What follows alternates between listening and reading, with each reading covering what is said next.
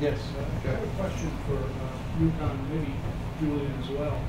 And in terms of the key choices that were mentioned, real estate, banking, fiscal, and urbanization, with respect to the first two, in terms of a more competitive private market versus the state-owned enterprises on the one hand, and a more competitive banking environment where it has less of a perhaps role in the government policy. How should one think about how that might unfold over the next 5 years?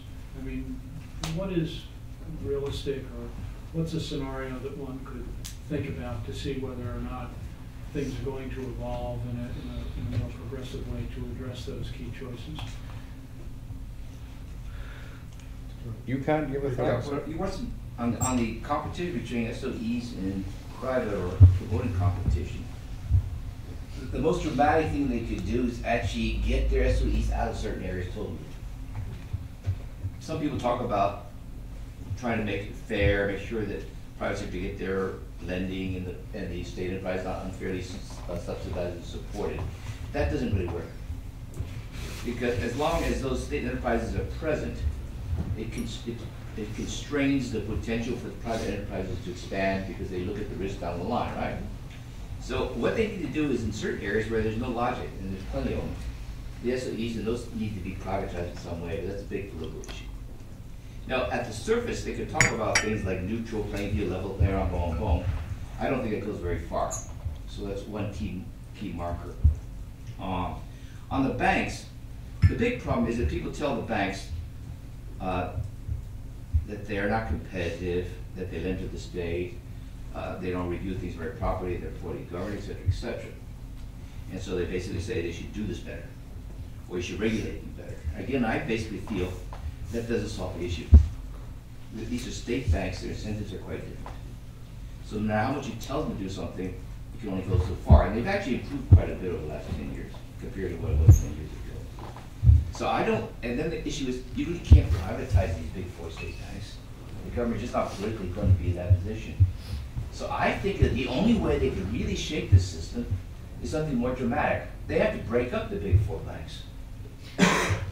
They have to take each of the big four banks and say to them, I want you to split up regionally, but you can compete across regions. So now you have not 4, let's say you have 12 or 16. Mm-hmm. Now, and then you basically say, you're still state banks, but you're going to compete, and you got such a big number, you don't have the too big to fail problem. You move the headquarters out of Beijing, because once they're in Beijing, they're all beholden to the state council and everybody else. And then you have a system to see what happens. Let me give you an example. You take the China's airlines. If you go back 10, 15 years, there's one big China Airlines.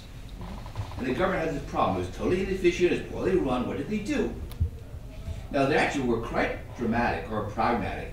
They essentially said every province or any city could have their own airline. So you had 25 airlines. And those airlines had whatever planes were in their area. Okay? And they started competing. And that was very good, actually, because within the course of about 3 or 4 or 5 years, you basically have China Southern, China Eastern, Air China, and a few other private ones which are linked. So they have something like 3 major airlines with some linked airlines, and you have a structure which is still competing, shaking out, but they were competing. They're competing across provinces, they're all state-owned, boom, boom, boom.